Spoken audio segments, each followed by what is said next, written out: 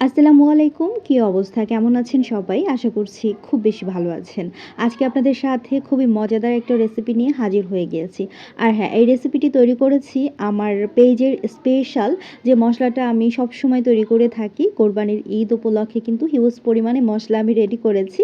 সেই একটা মসলার ভিতরে যে সব ধরনের রান্নাবান্নার ইনগ্রেডিয়েন্টসগুলো আছে, আপনারা যেকোনো কিছু রান্না করতে পারবেন। সেই স্পেশাল মসলাটা দিয়ে তৈরি করব কালো ভুনার রেসিপি। চলুন কিভাবে তৈরি করছি দেখিয়ে দিচ্ছি।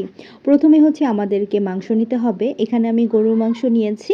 আপনারা চাইলে খাসি অথবা চিকেন দিয়েও করতে পারবেন। এখানে আমি প্রায় ২ কেজির মতো মাংস নিয়েছি, হাড়, তেল, চর্বি সবকিছু সহকারে। তার মধ্যে দিয়ে দিয়েছি 1/2 কাপ পেঁয়াজ কুচি, 1/2 কাপ পেঁয়াজের বেরেস্তা, একটা দিয়েছি তেজপাতা, একটা কালো এলাচ দিয়েছি, আর এখানে হচ্ছে লবং, এলাচ, দারচিনি, গোলমরিচ।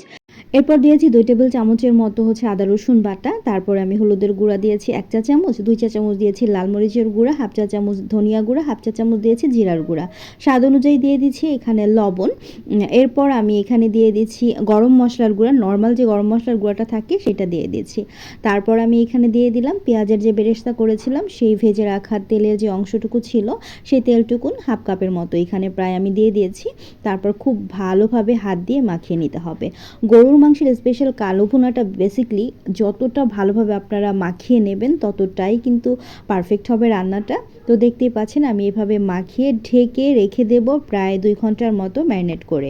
এতে করে মাংসটা অনেক বেশি সফট হবে আর রান্নাটাও খুবই দ্রুত হয়ে যাবে। তো আমি ঢেকে রেখে দিচ্ছি ২ ঘন্টার জন্য। ২ ঘন্টা পর আমি চুলায় বসিয়ে দিয়েছি, দেখতেই পাচ্ছেন। খুব ভালোভাবে একটু নেড়েচেড়ে দিচ্ছি। আর এটা কিন্তু ধাপে ধাপে আপনাদেরকে রান্নাটা করতে হবে। আমি দেওয়ার পরে নেড়ে চেড়ে তারপর আবার ঢেকে রান্না করে নেব প্রায় ১৫ থেকে ২০ মিনিটের মতো, চুলার জালটাকে মিডিয়াম টু লো হিটে রেখে। তো আমি নেড়ে চেড়ে ঢাকনা দিয়ে ঢেকে দিয়েছি। আবারও ১৫ থেকে ২০ মিনিট পরে আমি ঢাকনাটা তুলে নিচ্ছি। দেখতেই পাচ্ছেন মাংসের কালারটা কিন্তু আস্তে আস্তে চেঞ্জ হয়ে যাবে। আর এই তো দেখতেই পাচ্ছেন মাংসটা সুন্দরভাবে কিন্তু কষানো হয়ে গেছে। এখন এর মধ্যে আমি স্পেশাল শাহি যে মশলাটা আমি রেডি করেছি আমার পেজের জন্য, তো সেই মশলাটা দিয়ে দিচ্ছি প্রায় ১.৫ চা চামচের মতো।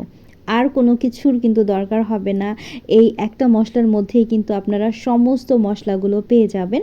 তারপর আমি এখানে পরিমাণ মতো গরম পানি দিয়ে ঢেকে রান্না করব প্রায় ৪০ থেকে ৪৫ মিনিটের মতো। চুলার জালটাকে একদম কমিয়ে রাখবো এই পর্যায়ে এসে। দেখতে পাচ্ছেন গরম পানিটা দিয়ে দেওয়ার পরে আমি ভালোভাবে একটু নেড়ে চেড়ে তারপরে আবারও ঢাকনা দিয়ে ঢেকে জাল করে নেব। তো এবার চুলার জালটাকে আমি কমিয়ে রেখে ৪৫ মিনিট জাল করব। তো আমি অফ ক্যামেরায় কিন্তু বারবার উঠিয়ে তারপর নেড়েচেড়ে দিয়েছি। ৪৫ মিনিট পরে দেখতেই পাচ্ছেন একদম সুন্দর একটা কালার চলে এসেছে। এই পর্যায়ে আমি ফোড়ন দেব। ফোড়নের জন্য 1/2 কাপ সরিষার তেলের মধ্যে 3টা দিয়েছি শুকনো মরিচ, কিছুটা পরিমাণ আমি দিয়েছি রসুন কুচি আর 1/2 কাপ পেঁয়াজ কুচি দিয়ে খুব ভালোভাবে সুন্দর একটা কালার আসা পর্যন্ত ভেজে নিয়েছি। তারপর সরাসরি এখন আমি মাংসের উপরে ঢেলে দেব। আর ঢেলে দেওয়ার সাথে সাথেই ঢাকনা দিয়ে ঢেকে দিতে হবে, তা না হলে অথেন্টিক যে ফ্লেভারটা সেটা কিন্তু একদমই আসবে না।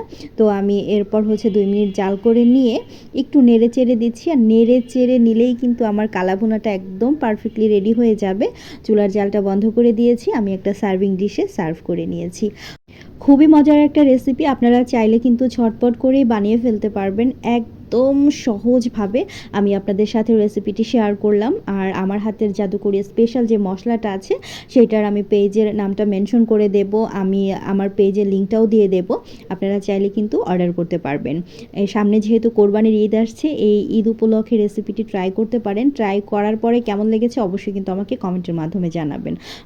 তো রেসিপিটি ভালো লাগলে অবশ্যই লাইক, কমেন্ট, শেয়ার করে আমার পাশে থাকবেন। যারা নতুন আছেন তারা চাইলে কিন্তু আমার পেজটিকে ফলো দিয়ে রাখতে পারেন। আর যারা আমার চ্যানেল থেকে দেখছেন, ইউটিউব চ্যানেল থেকে, তারা চাইলে কিন্তু আমার চ্যানেলটিকে সাবস্ক্রাইব করে আমার পাশে থাকতে পারেন। আজকের মতো বিদায় নিচ্ছি।